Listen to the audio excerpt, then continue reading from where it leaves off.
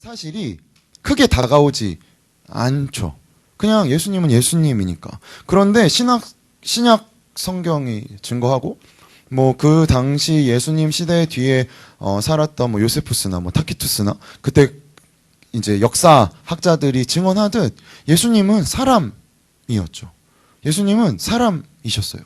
그래서 이것이 가지는 사실이 우리에게 사실 굉장히 중요합니다. 우리는 예수님 노릇하기 원하고 하나님 노릇하기 원해요. 그런데 그게 진짜로 예수님인지 그것이 진짜 하나님인지 라기보다 우리가 그동안 익숙하게 20년 30년 교회 내에서 세뇌되어 왔던 방식으로 생각하죠. 하나님이시니까, 예수님이시니까, 예수님 당연히 기적을 일으키시고 예수님 당연히 마음 아파하셔도 왠지 그는 내 마음 아픔과 좀 다를 것 같고 내 마음 아픔이 그의 마음 아픔과는 좀 다른 모양일 것 같다는 전제를 깔고 있다는 거죠. 그러나 우리가 알듯 예수님은 슬픔을 많이 겪었고 고뇌를 아는 분이었어요. 물론.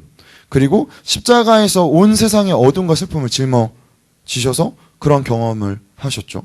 그리고 아버지의 뜻을 가지고 씨름하시면서 고통하고 고민스러우셔서 겟세마네에서 애달게 기도하신 것도 우리는 알고 있죠. 그리고 나사로의 무덤 앞에서 눈물을 흘리셨다는 사실도 우리는 알고 있습니다. 그리고 사람들이 하나님을 신뢰하지 않고 하나님이 하시는 일을 보려 하지 않자 슬퍼하셨다는 것도 우리는 알고 있어요. 근데 여기까지 우리가 생각할 때 예수님이시니까. 그런데 이것은 예수라는 한 사람이 살아간 삶에 일어난 사건들 중에 하나라는 사실을 우리가 기억해야 된다는 것입니다. 우리 또한 마찬가지잖아요.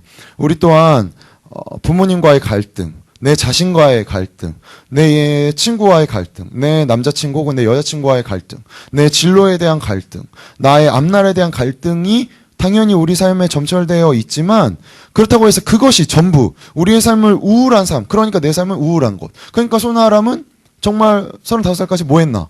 로 끝날 수 없는 거죠, 사실. 왜 그렇죠? 저는 행복해요. 행복해요. 그러니까 생각하게 되는 거죠. 그런 나를 가져다 댈 때 뭔가 내가 아닌 것 같고, 그래서 그렇게 될 때 우리는 어떻게 반응하죠? 내 익숙함을 반응하죠. 예수 그리스도를 나에게로 데려오지 않아요. 모셔오지 않아요. 왜였죠? 그분은 예수님이니까. 예수님은 예수님 자리에 있어야 하니까. 하지만 우리가 기억해야 할 것은 그분도 우리와 같은 삶을 살아내셨다는 사실입니다. 그래서 생각하게 된 거죠. 예수님은 행복한 분이셨을까? 왜냐하면 그분이 하신 말씀, 그분이 하신 행동들은 그의 삶의 경험에서 나왔을 거잖아요. 우리가 경험을 한 걸 가지고 이야기하잖아요. 뭔가 예수님은 삐리삐리 해가지고 하나님이 뒤에서 이렇게 따다다닥 치면 아바타처럼 이렇게 말하는 분이 아니셨죠. 그분은 우리와 같은 인간이셨으니까요. 그래서 이 질문을 가지고 오늘 전도서 본문으로 가면 좋겠습니다. 예수님은 행복한 분이셨을까?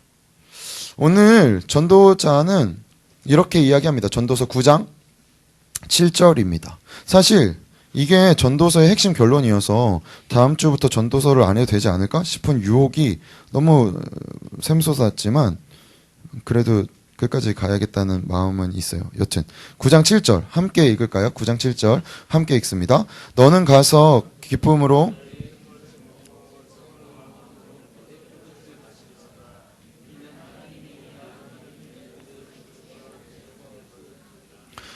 이것이 저는 전도서의 핵심 구절이라고 생각합니다. 그러니까 전도자가 세상을 바라보는 방식을 우리 가운데 보여주고 있죠. 근데 그가 바라보는 방식을 우리 가운데 보여준다는 사실은 그가 이 책을 지은 이유를 보게 하는 거죠. 그는 우리가 하나님과 같을 수 있다라는 사고를 산산히 부시기 위해 이 책을 썼습니다. 나는 그렇게까지 생각해 본 적이 없는데 내가 하나님? 뭐 이렇게 브루스 올마이티나 뭐 에반스 올마이티처럼 영화에 나오는 것 같은 게 아니라 내 삶에 내가 결정하고 내가 정하고 내가 원하는 대로 내가 생각하는 대로 살아가는 것이 내 삶의 신이 누구라는 거죠? 나라는 사실이죠. 우리는 교회를 다니면 그래 너 많이 힘들겠다 내가 너 위해 기도해 줄게 라고 말하면 혹은 내가 그래도 일주일에 하루는 이 자리에 있다 라고 하는 것이 예수를 믿는 게 아니죠. 그쵸? 믿는다는 건 그것이 내 삶의 신념이어야 한다는 거잖아요. 월화수목금토는 내가 익숙한 대로 살아간다면 그럼 내 삶의 주인은 예수 그리스도인지 아니면 나인지, 내가 하나님이 되려고 하는지 아니면 그분이 나의 하나님이신지를 구별할 수 있는 좋은 지점이라는 것입니다. 전도서 저자를 바라보는 입장이 두 가지가 있어요. 첫 번째는 솔로몬이 후대에 그의 말년에 이것을 썼을 것이다 라고 저희 교단과 저희의 좀 장로교 신학은 그렇게 주로 보죠. 그런데 두 번째 입장이 있어요. 두 번째 입장은 바벨론 포로기에 쓰여졌을 것이다 라고 보는 입장이 있어요. 근데 왜 그렇게 주장한 학자들의 근거가 뭐냐면 북이스라엘이 아수르에 멸망하고 남유다가 바벨론에 멸망해서 포로로 끌려가게 되죠. 그래서 그때 예레미야가 이스라엘 백성한테 뭐라 그러죠? 너네 거기서 살아야 돼. 너네 거기서 지내야 돼. 라고 이야기해요. 그런데 거짓 선지자, 우리는 거짓 선지자인 줄 알지만 그 당시에 원 오브 댐이었어요. 예레미야도. 근데 그 원 오브 댐 중에 하나인 하나냐가 뭐라 그러죠? 곧 돌아올 거야. 바벨론 망할 거야. 너네 다시 하나님이 너네를 일으킬 거야. 라고 말했다는 거죠. 그런데 현실은 어땠죠? 예레미야가 예언한 대로 나라가 멸망했고 바벨론의 포로 생활을 하게 되었습니다. 그리고 나서 자신들의 여지껏 믿어왔던 야훼 신앙에 대해서 고민하게 된 거죠. 왜죠? 성전이 무너졌으니까요. 성전이 무너진다는 것은 우리를 지키는 신이 더 이상 우리를 지키지 않는다는 것을 의미했으니까요. 그러니까 그들이 기도하기 시작한 거죠. 우리를 버리지 말라고. 그리고 우리에게 다시 영광의 날을 달라고 할 때 다시 영광의 날을 달라는 그 영광의 날의 지점은 어디였을까요? 바로 다윗과 솔로몬 시대였던 거죠. 이 솔로몬의 시대처럼 부귀 영화가 가득하고 무역이 횡행하고, 그러니까 우리가 원하는 삶이죠. 사실 우리의 삶에 돈 걱정 안 하고 관계 걱정 안 하고 그리고 내 삶의 미래에 대한 걱정 안 하고 산다면 얼마나 좋겠어요. 그러니까 우리가 원하잖아요. 추구하고 바라고. 그래서 이스라엘 백성도 그렇게 여겼던 거예요. 그런 시대 속에서 이 두 번째 학설을 주장하는 학파 사람들은 그런 상황에서 쓴 전도자의 반격이라는 거죠. 너네 아직도 해 아래의 것이 그렇게 좋니? 너네 아직도 솔로몬의 영광이 너네한테 필요하다고 생각하는 거야? 너네 왜 해 너머에 있는 가치를 바라보지 못하는 거야? 라고 바라보는 시선이 있습니다.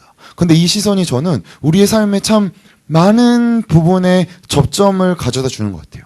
내가 어떻게 이 세상을 바라보고 내가 무엇을 추구하고 내가 뭘 원하고 내 삶에 하나님은 진짜 하나님이신지 내 삶에 예수 그리스도는 진짜 예수 그리스도이신지. 그냥 절 다니기에는 좀 구린 것 같고 엄마 아빠 교회 다니고 그래서 나도 어쩔 수 없이 태어나자마자 모태신앙이라는 슬픈 운명 때문에 익숙하게 10년, 20년, 30년 이 자리에 있으니까 여기 안 나오면 왠지 불안해서 그래도 여기 나와야 될 것 같은 마음은 내가 하나님이라는 증거죠. 내가 예수 그리스도, 메시아, 내 삶의 구원자라는 증거죠. 왜죠? 내 삶에 문제가 생길 때 내가 해결하니까요. 내가 원하는 방향이 성취돼야 되니까요. 내 예언이 이루어져야 되고 내가 원하는 그림이 만들어져야 되니까요. 여기에 대해 전도자가 우리에게 말하고 있는 것입니다. 진정으로 전부 갖고 전부 알고 전부 실행하고 전부 성취해서 영원히 행복하고 모든 답을 내가 갖기를 원하는 너희에게 진짜 그러하냐라고 우리 가운데 말하고 있는 거죠. 그래서 그가 우리에게 말하는 방식이 여태까지 무엇이었죠? 우리가 미래를 알 수 없다는 거죠. 현 법무부 장관이 이렇게 큰 분열을 초래할 줄 아무도 몰랐죠. 미래학자들이 아무리 열심히 미래를 연구해서 이렇게 될 거다라고 해도 사실 그대로 그렇게 이루어지는 일이 그리 많지는 않죠. 의인이 대접받지 못하고 의인이 오히려 악인으로 대접받고 악인이 오히려 의인으로 대접받는 세상을 우리는 여전히 살아가고 있죠. 그런 세상에서 믿을 건 나밖에 없어 라고 말하는 이 말에 대해 도전하고 있는 것입니다. 진짜 너를 믿을 수 있겠니? 이렇게 알 수 없는 세상에서 이런 세상에서 살아가면서 너 진짜 너를 믿을 수 있겠어? 네가 생각하는 그 해 아래 것으로 너가 진짜로 만족함을 누릴 수 있겠니? 라고 우리 가운데 대답하고 있는 것입니다. 그래서 그가 말하는, 전도자가 우리에게 말하는 대답이 무엇이죠? 지금 우리가 누리고 있는 이 삶, 지금 이 삶은 하나님으로부터 온 선물이라는 거죠.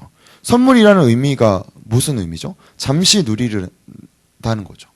내가 뭔가를 원해서 성취한 게 아니라 잠시 이 삶을 선물과 같이 누리다가 그분이 우리 가운데 노크하실 때 우리는 다시 돌아가야 됩니다. 그런데 언제인지 아무도 모르죠.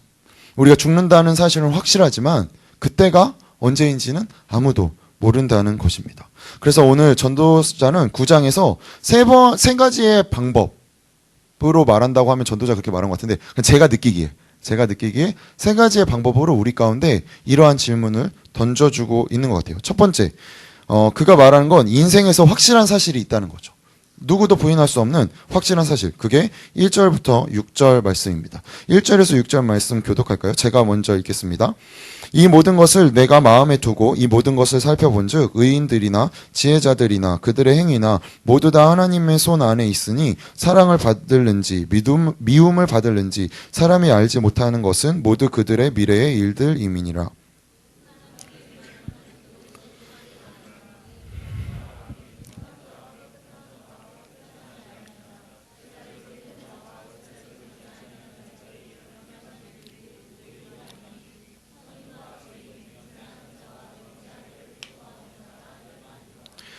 모든 사람의 결국은 일반이라 이것은 해 아래에서 행해지는 모든 일 중에 악한 것이니 곧 인생의 마음에는 악이 가득하여 그들의 평생에 미친 마음을 품고 있다가 후에는 죽은 자들에게로 돌아가는 것이라.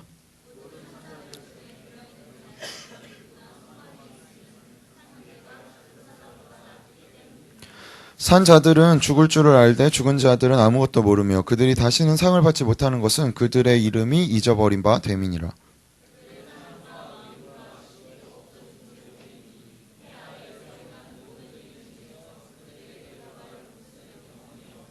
네.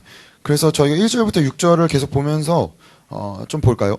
우리가 전도자는 이 1절에서 6절에서 누구든 무엇을 했든 관계없이 죽음이 우리 가운데 온다는 사실을 계속 강조하고 있죠. 그래서 사랑 혹은 미움이 앞에 있는지 아는 사람은 아무도 없지만 모든 사람에게 똑같은 끝이 있다고 우리 가운데 이야기하고 있죠. 그리고 3절에서 뭐라고 말하죠? 단순히 죽음이 악하다 라는 게 여기서 그냥 죽음이 악하다라는 의미로 끝나는 게 아니라 죽음이 작동하는 방식이 참 악하다라는 것입니다. 그러니까 성경에 나타나는 죽음은 단순히 생명의 끝이라기보다 단절을 의미하니까요. 그리고 4절에서 살아있다는 것은 우리가 죽었을 때 갖지 못한 기회의 날을 우리의 손에 쥐고 있다는 거죠. 그리고 나서 5, 6절 뭐가 이야기하죠? 그가 이야기하듯 세상에서 가장 중요한 모든 일, 가장 강렬한 모든 감정, 사랑, 미움, 질투가 식을 때가 온다는 것입니다. 사실 이건 우리 마음만 봐도 알죠. 내가 너무 화가 나요. 너무 불편해요. 근데 한 걸음만 물러설 수 있는 여유가 있다면 그 마음이 나를 부끄럽게 하는 기회들이 굉장히 우리 가운데 많이 지나갑니다. 그 마음에 정직했을 때 나는 정말 정직한 내가 되는 게 아니라 사실 나의 불편함에 못 견디는 내가 되어버리고 만다는 거죠. 이건 우리가 알고 있는 사실입니다. 그리고 그가 이야기하는 죽음. 사실 죽음은 우리가 이 전도서 본문 때문에 굉장히 자주 언급하고 있지만 굉장히 쉽지 않은 주제이죠. 그리고 여기에 대해서 이야기하는 게 더 쉽지 않은 이유는 우리 중에 아무도 죽음을 경험한 자가 없기 때문입니다. 그래서 죽음은 사실 살아있는 자들이 논하기에는 굉장히 무거운 주제일 수밖에 없죠. 그런데 죽음이 있기 때문에 우리 가운데 무엇이 존재하게 되죠? 시간이 존재하게 됩니다. 시간이 있다는 건 결국 우리한테 뭘 말해주는 거죠? 1분 전보다 지금이 우리가 더 죽음에 가까워지고 있다는 사실이죠. 누구도 부인할 수 없죠. 어제보다 오늘이 우리는 죽음에 가까워지고 있습니다. 그리고 3시간 뒤, 내일이면 더 우리는 점점점 그 앞으로 걸어가고 있겠죠. 그게 우리라는 사실입니다. 그런데 우리는 이러한 사실의 의미가 무엇인지 아는 자입니다. 그러니까 그리스도인이 된다는 건 이 끝의 의미가 무엇인지 아는 자. 죽음의 의미가 무엇인지 아는 자. 그 말은 무엇이죠? 잘 죽는 자라는 사실이에요. 근데 이게 잘 죽는다는 게 뭔가 죽음을 잘 납득한다는 뜻은 결코 아니에요. 내가 천국에서 다시 볼 건데 뭐 어때? 는 사실 굉장한 폭력이죠. 거기에 대한 공감과 그 상실에 대해 잊지 않음이죠. 그렇기 때문에 잘 죽는다는 건 그러니까 나는 슬프지도 않고 이 죽음이 무섭지도 않고 그 부재가 두렵지도 않고 나는 괜찮아 라는 것을 뜻하는 것이 아닙니다.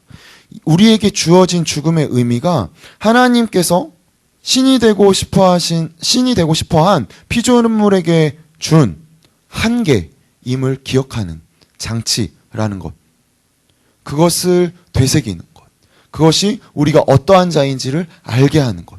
아, 그렇지. 나는 지음받은 존재지. 나는 한계가 있는 존재지. 아, 그렇지. 나는 무지하지. 나는 알 수 없지를 보게 한다는 것입니다. 그래서 오늘 하루 우리가 지금 살아가는 이 순간이 하나님이 주신 선물임을 깨닫게 되는 거죠. 그걸 기억하며 살아가는 것입니다. 이것이 우리에게 주어진 첫 번째 확실한 사실입니다. 그리고 전도자가 두 번째 말합니다. 인생에서 불확실한 여러 가지 사실이 있다는 거죠. 근데 7절부터 10절로 안 보고 11에서 12절을 먼저 볼까요? 11에서 12절. 인생에서 불확실한 것들이 있다는 거죠. 그가 보니 11절 기니까 여러분이 먼저 읽을까요? 읽겠습니다.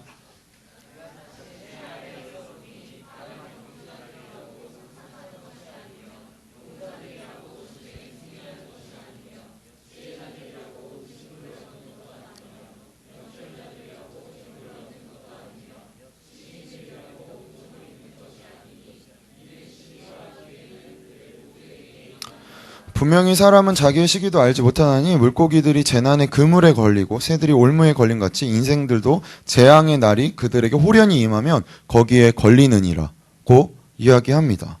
11절에 보면 거기 하반절에 시기와 기회가 그들에게 모두 임함이니라. 예, 기회라는 단어보다는 사건이라고 바꿀 수도 있다고 해요. 그 가진 뜻이. 그래서 시간과 사건은 누구에게나 일어난다 라고 말할 수 있다는 거죠. 상황이 발생하고 정황이 변하고 예상치 못한 사건들이 우리 삶에 일어난다는 거죠. 그렇죠. 제가 여기에서 이렇게 될 줄 전혀 예상하지 못했어요. 제가 부동산 아줌마한테 혼날 줄 전혀 제 삶에서 그걸 알았다면 글쎄요, 그걸 알았어도 크게 변할 것 같지는 않았지만 여튼 알 수 없는 사건들이 자꾸자꾸 우리 삶에 일어난다는 거죠. 그리고 나서 12절에 전도자는 사람은 자신의 시기도 알지 못한다고 말합니다. 그렇기 때문에 우리가 어떻게 해야 된다는 거죠? 해 아래에 있지 않는 걸 신뢰해야 된다는 거죠. 해 너머를 바라봐야 된다는 것입니다. 한편에서 볼 때 내 죽음은 확실합니다. 아까 나눴듯이. 그런데 다른 한편, 그래서 그 죽음이 언제인지는 불확실하죠. 그러면 그 확실함과 불확실 사이에 있는 내 삶의 모습은 어떠냐는 것입니다. 나는 지금 그 사이를 살아가는 나는 어떤 삶의 모습이어야 하냐는 것이죠. 어떻게 사는 것이 아름다움과 의미와 목적을 가지고 살아가는 삶이냐는 것이에요. 그게 뭐죠? 바로 오늘을 사는 겁니다. 지금을 사는 거예요. 이게 우리의 불확실한 현실을 살아내는 굳건한 방법입니다. 왜 그런지 7절에서부터 10절 세 번째 인생에서 굉장히 지혜로운 단순한 사실을 우리 가운데 말해주죠. 교독해서 읽을까요? 제가 먼저 읽습니다. 너는 가서 기쁨으로 내 음식물을 먹고 즐거운 마음으로 내 포도주를 마실지어다. 이는 하나님이 내가 하는 일들을 벌써 기쁘게 받으셨음이니라.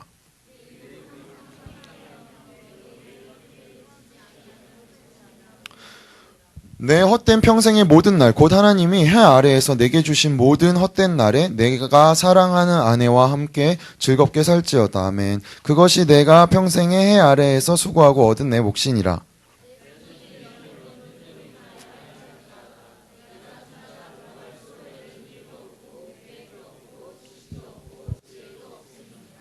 (7절에) 보면 시작할 때 너는 가서 라고 말하죠. 이 너는 가서 라고 말하는 것은 기회를 붙잡으라는 뜻이라고 해요.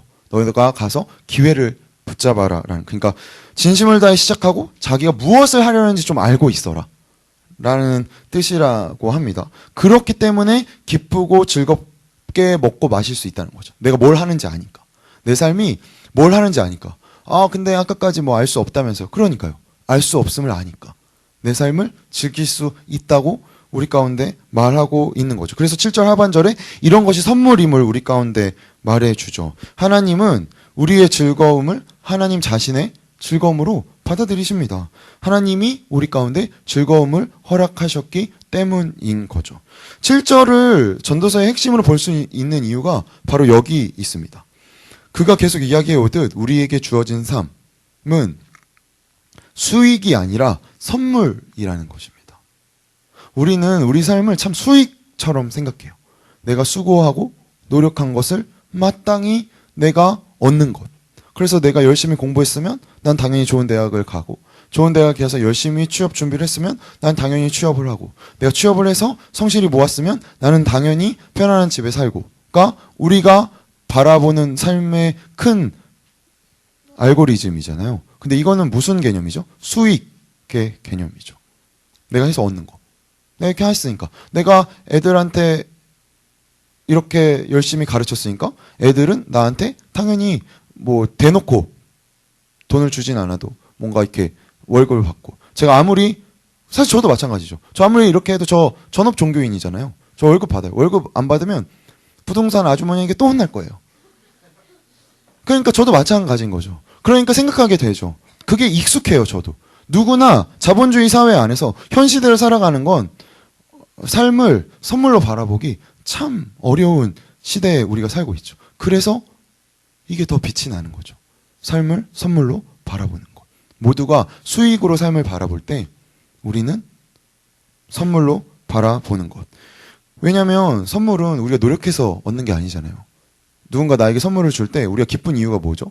그것이 사소한 것이라도 내가 뜻하지 않았으니까. 갑자기 나에게 주어진 것이니까. 우리의 삶도 그렇잖아요. 나는 1985년 12월 5일에 송근한 조성숙한테서 꼭 태어나야지 하고 딱 태어나는 거 아니잖아요. 그죠? 그냥 태어났더니 뭐야? 이렇게 뭔가 현실을 인지하기 시작하면서부터 언젠가부터 나는 맞고 있고, 어떤 아저씨한테. 어떤 아주머니가 자꾸 양치질 좀 하고 잘하고 막 소리 지르고, 이 아저씨랑 아줌마랑 계속 살다 보면 그가 나의 아버지고 그가 나의 어머니구나를 깨닫게 되고, 그러면서 점점 시간이 지나다 보니까 어느새 내 삶에도 그게 묻어 있고, 아빠 같은 모습, 엄마 같은 모습이 내 삶에 묻어 있음을 보게 되고, 모든 것을 우리가 계획해서 얻은 게 아니잖아요. 선물처럼 우리 가운데 주어졌다는 거죠. 물론 그 선물이 달갑지 않은 지체들이 분명 있겠지만, 그런데 인생의 본연의 의미가 뭐냐는 것입니다. 우리에게 주어진 삶의 의미가 뭐냐는 거예요. 우리가 뭔가 우리를 위해 창조하고 온갖 노력을 하고 야망을 가져서 발견할 수 있는 것이 아니라는 것이죠. 하나님이 이 세상을 주신 이유는 무엇이죠? 이걸 통해서 그분을 더 많이 바라보라고. 그런데 우리는 선물이 결국 우리의 하나님이 되고 말죠. 이게 없으면 죽을 것 같고, 뭐 돈, 관계, 기쁨, 평안함, 이런 거 하나님이 주신, 우리 가운데 주신 선물이잖아요. 근데 그게 우리 가운데 점점점 중요해질 때 그것은 무슨 자리를 차지해 갑니까? 우리의 우상의 자리를 차지해 가죠. 그가 우리의 하나님이 되어버립니다. 우리가 인식하든 인식하지 못하든 말이죠. 그리고 나서 이러한 상황에서 우리가 그러면 오늘을 즐겁게 산다는 것은 무엇일까? 7절에서 10절까지 나타나는 이미지가 있어요. 그게 뭐냐면 바로 결혼 이미지입니다. 단어들을 보시면 음식, 포도주, 흰옷, 기름, 남편과 아내 같은 게 담겨져 있죠. 요즘 아가서가 굉장히 핫한데, 그래서 이렇게 전도서랑 아가서를 읽기도 하고 요한복음이랑 아가서들을 읽기도 하고, 왜냐면 우리가 큐티했던 아가서가 이런 결혼의 의미에 대해서 잘 나타내주고 있기 때문이죠. 그런데 이런 이미지가 담겨 있는 이유가 무엇이죠? 우리가 삶에서 누리는 것은 장차 도래할 그 하나님의 나라에 우리가 경험하게 될 것의 예표라는 거죠. 여기서 즐겁게 살아가는 것이 결국 우리가 여기서는 즐겁게 못 살고 그 나라 가서 즐겁게 사는 게 아니라 여기서 즐겁게 사는 게 결국 그 나라 가서도 즐겁게 살 수 있게 된다 라는 것을 믿었던 게 여태까지 초대교회 이후로 기독교 신앙이 붙잡고 있는 종말 신앙입니다. 그런데 여기에서 우리는 조금 한 번 더 생각해 볼 지점이 있어요. 이사야 25장이나 뭐 계시록 19장이나 보면 이렇게 즐거운 날은 지금이 아니에요. 그렇죠? 그 날이에요. 그날 우리가 이렇게 될 것이다. 그 언젠가 이렇게 될 것이다. 라고 성경 기자들이 이야기하고 있는데 여러 성경 기자들 중에 구약에서 단 한 곳만 지금이다. 라고 말해요. 그게 누구죠? 바로 우리가 보고 있는 전도자입니다. 전도자는 지금 너 가서 먹고 마시고 즐겨. 이게 하나님이 우리 가운데 오늘을 허락하신 이유라. 라고 선언하고 있는 것이죠. 그런데 그가 왜 이렇게 권면하고 있는지를 우리는 예수 그리스도를 통해 깨닫게 됩니다. 그래서 시작하면서 나누었던 질문 기억하셔요? 예수님은 행복하셨을까? 이 질문을 다시 가지고 마태복음 6장 가볼까요? 마태복음 6장 25절에서 34절입니다. 마태복음 6장 25절에서 34절입니다. 25절에서 34절 교독해서 읽겠습니다. 제가 먼저 읽습니다. 그러므로 내가 너희에게 이르노니 목숨을 위하여 무엇을 먹을까 무엇을 마실까 몸을 위하여 무엇을 입을까 염려하지 말라. 목숨이 음식보다 중하지 아니하며 몸이 의복보다 중하지 아니하냐.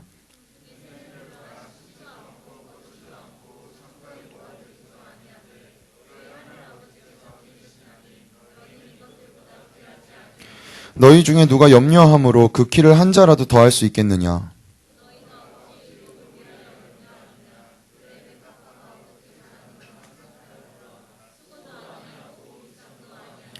그러나 내가 너희에게 말하노니 솔로몬의 모든 영광으로 입은 것이 이 꽃 하나만 갖지 못하였느니라.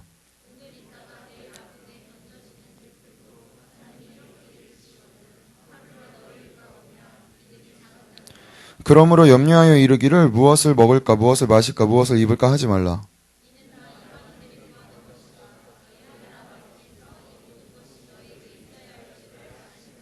그런즉 너희는 여기서부터 함께 읽을까요? 33, 34 같이 고백합니다. 그런즉 너희는 먼저 그의 나라와 그의 의를 구하라. 그리하면 이 모든 것을 너희에게 더하시리라. 그러므로 내일 일을 위하여 염려하지 말라. 내일 일은 내일이 염려할 것이요 한날의 괴로움은 그날로 족하니라.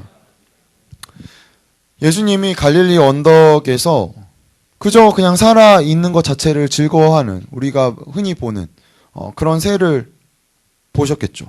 그래서 그 새들을 보고 예수님이 떠오른 생각들을 우리 가운데 나눠주셨겠죠. 새들은 인간이 하는 일들을 전혀 하지 않지만 대체로 잘 지낸다는 사실을 보셨죠. 그리고 예수님은 갈릴리 땅에서 자라나는 여러 가지 꽃들을 아름다운 꽃들을 유심히 보셨어요. 그리고 그 꽃들이 가지고 있는 연약한 아름다움에 귀를 기울이셨죠. 이 꽃은 아무리 꽃이 저희 집에 제 나중에 사진으로 자랑할게요. 저희 집에 15만 원짜리 꽃이 크고 있어요. 15만 원짜리 아마릴리스라고 크고 있는데 근데 그래봤자 그 15만 원짜리라 봤자 그 친구가 제가 지나가다 밟으면 그죠? 그러다가 낯질 한 번이면 끝나 버려요. 그냥 뭔가 그렇게 아름다운 꽃으로 이렇게 해서 피었다가도 그 아름다움은 순식간에 사라져 버리죠. 그런데 그러면 이 아름다움은 어디서 온 것인가 생각해 볼 수 있는 거죠. 그 꽃이 나는 오늘 좀 나의 미를 좀 돋보이기 위해서 샤넬 정도 하나는 좀 갖춰야 되지 않을까? 한 거 아니잖아요. 내 얼굴에 그래도 입생 로랑 하나 정도는 좀 묻혀줘야 내가 좀 더 빛날 텐데 라고 꽃이 원하지 않았잖아요. 그렇죠. 여기에 대한 의미를 보라는 거죠. 그냥 하나님이 주신 모습 그대로 아름다움을 간직하고 있다는 것입니다. 예수님 그걸 우리 가운데 말하고 있는 것이죠. 예수님은 이 세상에 창조주신 하나님이 선하시다는 것을 생생하게 느끼고 계셨고 그걸 말해 주셨고 그것을 우리에게 삶으로 보여주셨어요. 예수님이 마치 당시뿐만 아니라 지금도 마찬가지지만 지금 세상은 그림자고 흑암이고 허영의 장소일 뿐이고 그것을 벗어나서 정신적인 것에 집중하는 사고만이 참다운 삶이다라고 우리 가운데 말씀하지 않으셨죠. 달랐어요. 분명히 달랐어요. 그리고 예수님은 이렇게 하신 말씀들이 분명히 자신의 경험에서부터 나왔을 것입니다. 예수님이 자신을 따르는 자들에게 너 내일 일 걱정하지 않아도 돼 라고 말할 때 예수님은 뒤에 돌아서 나 곧 십자가에서 죽는데 나 어떡하지? 라고 하시는데 이런 말씀을 하실 수 있으셨을까요? 아니죠. 그분이 그렇게 살아내셨으니까 그렇게 말씀하실 수 있었겠죠. 그리고 그분은 그러한 삶의 모습을 우리 가운데 보이셨어요. 앞날에 대해서 불안해하지도 않으셨고 앞으로 올 일과 연관해서만 지금의 현재가 의미 있다라고 여기지도 않으셨어요. 예수님은 온전히 현재 속에서 사는 법을 터득하셨죠. 그리고 그분은 그분을 따르는 자들도 그렇게 살기 원하셨습니다. 우린 누구를 따르는 자들입니까? 우리는 어디를 따라가고 있나요? 우리가 예수님의 가르침과 전도자의 이 외침 속에서 하나님이 어떤 분이신지를 인식하고 알아가는 것은 매우 매우 매우 매우 중요합니다. 하나님이 그저 이 세상에서 멀리 떨어져 있는 신, 그래서 내 아름다움과 어떤 인생과 음식, 우리가 좋아하는 음식, 뭐 옷, 그리고 여기에 대해서는 아랑곳도 하지 않으시는 신이 아니라는 사실이에요. 그분은 분명 이런 것에 대해 관심이 있으셔요. 왜 그렇죠? 그분이 만드셨으니까요. 해 아래 그분이 만들지 않은 것은 없음을 고백하는 게 신자이지 않습니까? 이 세상을 놀랍고 신비로운 것들로 채우셨잖아요. 어떻게 한 4시간 뒤쯤 되면 진짜 요즘 노을 죽이잖아요. 그죠? 그거를 어떻게 우리가 뭔가 의도할 수 있나요? 아니죠. 하나님이 놀랍고 신비로운 것들을 곳곳에서 뿌려 넣으셨어요. 조만간 여러분들도 결혼 준비를 하게 되겠죠. 아니면 뭐 이미 결혼하신 분들도 있을 수 있고. 그러면 얼마나 심요막직해요. 이런 죄인 중에 괴수 같은 나를 사랑한다고? 그렇죠. 신비하고 오묘하잖아요. 그런 것들을 곳곳에 우리 삶 가운데 묻어 놓으셨다는 거죠. 그러면 우리가 바라보게 됩니다. 우리의 삶. 예수님이 걱정하지 말라라고 이야기하는 건 마치 이게 중요하지 않아. 너네 입는 게 뭔지, 먹는 게 뭔지 이게 중요하지 않아 라고 말하는 것이 아니에요. 우선순위가 어디 있냐는 거죠. 결국. 너네 삶에 우선순위가 어디 있냐는 거예요. 왜냐하면 예수님은 누구 못지않게 잔치를 좋아하셨어요. 그래서 바리새인들이 막 까잖아요. 먹보다. 너 진짜 너 맨날 그렇게 맨날 먹고 마시냐. 너 어떻게 안식일까지 너 그러냐? 라고 바리새인들이 예수님 까잖아요. 그리고 이건 제 추측인데 예수님은 옷도 좋은 거 입으셨어요. 제가 이걸 성경적으로 이렇게 확신하는 근거 중에 하나는 로마 병사들이 예수님 옷을 찢지 않았잖아요. 자기가 갖겠다고 가위바위보 했잖아요. 너무 좀 많이 갔나? 뭐 그래요. 요점이 뭐죠? 예수님도 자기의 삶을 즐기셨다는 거죠. 자기의 삶을 누리셨다는 거죠. 그가 마치 십자가에서 죽어야 될 운명으로 살아내신 것이 아니라는 거죠. 그랬다면 이런 말을 우리 가운데 마태복음의 6장과 같이 말할 수 없죠. 얘들아, 너무 무서워, 너무 두려워. 혹은 얘들아, 내가 이걸 위해 왔어. 내가 이것만이 내 삶의 목표야. 라고 말씀하셨겠죠. 아니죠. 근데 그가 우리 가운데 말씀하고 계시는 것은 오늘을 사는 것, 지금 주어진 현재에 정직하게 반응하는 것이라는 사실을 우리는 기억해야 합니다. 세상을 더 중요하게 여기는 순간 그 세상은 우리를 잠식해 들어갑니다. 해 아래에 있는 하나님의 선물을 숭배할 때 그 선물은 자신이 약속한 것을 결코 우리 가운데 전해주지 못해요. 그 대신 공허하고 무너진 상태를 우리 가운데 허락하죠. C.S. 루이스가 4가지 사랑이라는 책에서 이렇게 이야기합니다. 저희 함께 이거 좀 흐리네요. 제가 읽을게요. 자연적인 사랑이 신이 되도록 용인하면 그것은 사랑으로 남지 않는다. 그런 사랑은 여전히 사랑이라고 불리겠지만 사실 복합적인 형태의 증오가 될 수 있다. 내가 무언가를 사랑하고 내가 무언가를 좋아할 때 거기 안에 담겨져 있는 건 이렇게 좀 기다려주면 안 되나? 담겨져 있는 건 미안해 윤수야. 담겨져 있는 건 진짜 그것이 사랑일까? 라는 것이죠. 그것이 진짜 해 아래의 것들로 만족한다면, 해 아래의 것들로 만족한다면 이라는 전제 안에서 이야기하고 있는 거죠. 이 세상의 우리의 현실은 우리가 인정하고 싶지 않아도 수증기처럼 사라질 것입니다. 반드시 사라질 것입니다. 하지만 언젠가 우리는 이 사라지는 것들로 만족하는 삶이 아니라 왕의 도성에서 함께 먹고 마시고 즐길 날을 기대합니다. 그리고 그 나라에서는 죽음이 수증기처럼 사라지겠죠. 그래서 여러분에게 도전하고 싶습니다. 죽음을 아는 자가 가장 활기차게 살 수 있습니다. 내 삶에 끝이 있다는 걸 인식하는 자만이 활기차게 살 수 있어요. 먹고 마시고 즐기세요. 즐기세요. 우리가 예배하는 존재로 지음 받았죠. 당연히 예배하는 존재로 지음을 받았죠. 그런데 그 예배의 단어를 너무 어떤 구체적인 행위와 관습으로 얽매어 버리는 순간 하나님은 나와 관계없는 분이 되어 버리신다는 사실을 우리는 꼭 기억해야 합니다. 우리가 영원히 살기 위해 이 자리에 있는 것이 아니에요. 우리는 죽을 자인데 영원한 가치가 있다는 것, 영원히 사는 새로운 몸이 있다는 것을 알긴 하지만 우리가 예수를 믿는 순간 아무도 안 죽어. 이런 거 아니잖아요. 죽죠. 그런데 왜 예수를 믿지? 죽은 다음에 잘 되려고? 그러기에는 너무 편협하게 하나님의 말씀을 바라보는 것이라고 저는 생각해요. 우리는 오늘을 살기 위해, 지금 여기에서 살아내기 위해 이 자리에 있는 거죠. 그리고 다른 사람들과 함께, 서로를 위해 함께 살아가고 있다는 사실입니다. 우리에게 하나님은 어떤 분이십니까? 백색 방에 앉아있는 할아버지가 매를 들고 잘못하면 너 왜 이렇게 잘못했니? 하고 보좌에 앉아서 기다리는 하늘의 노인이지 않으십니다. 그분은 그런 분이 아니세요.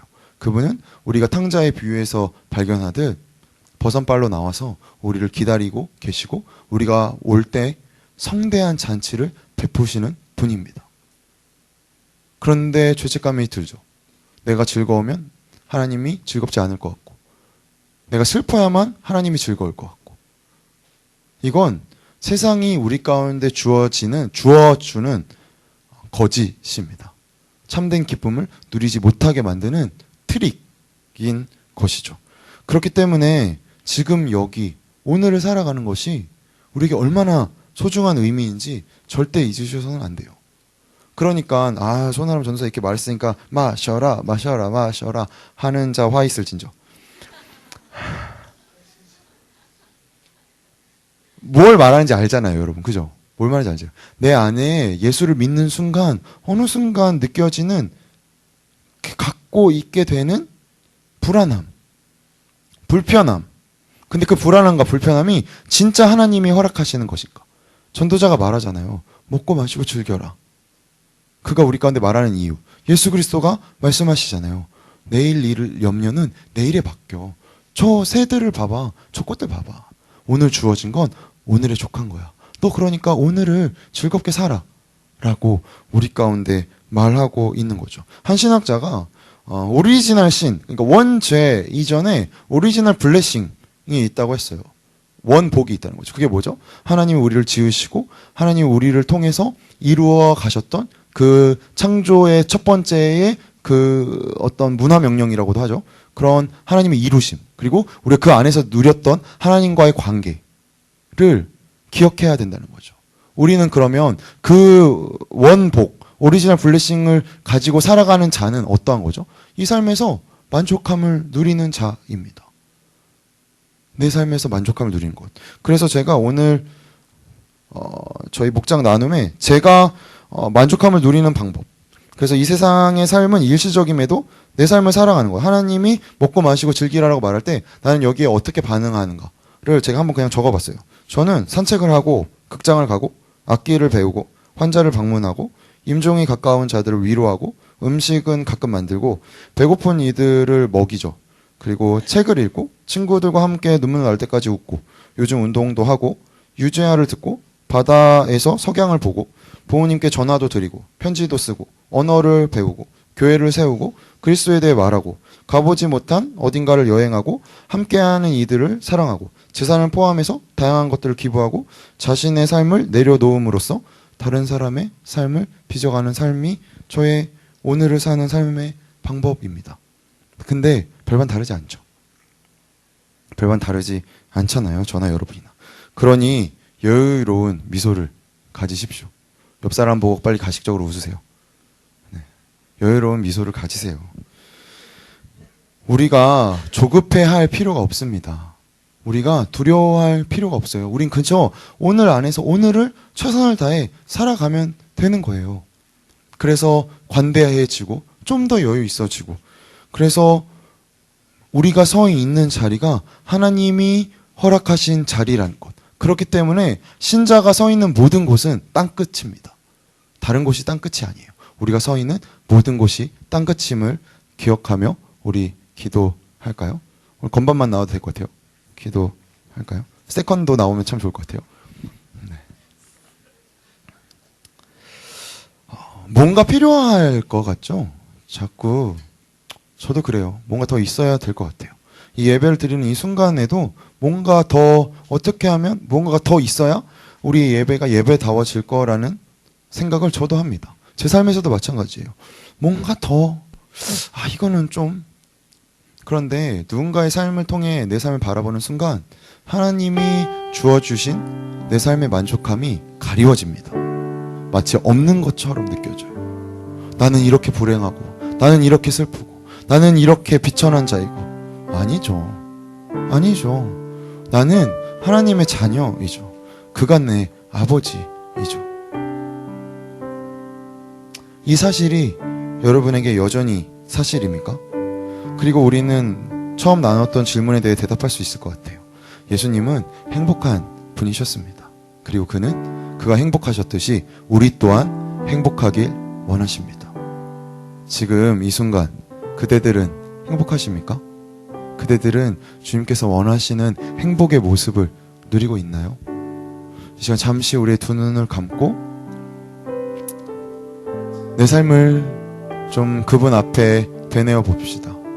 내 삶에서 내가 원하는 것, 또한 지금 내 삶에 있는 여러 가지의 갈등들, 고민들, 무게들, 그리고 이 순간 예수 그리스도는 우리 가운데 어떻게 말씀하시는지 그분의 대답을 들으며 이 시간 기도하며 나아갑시다. 기도합니다.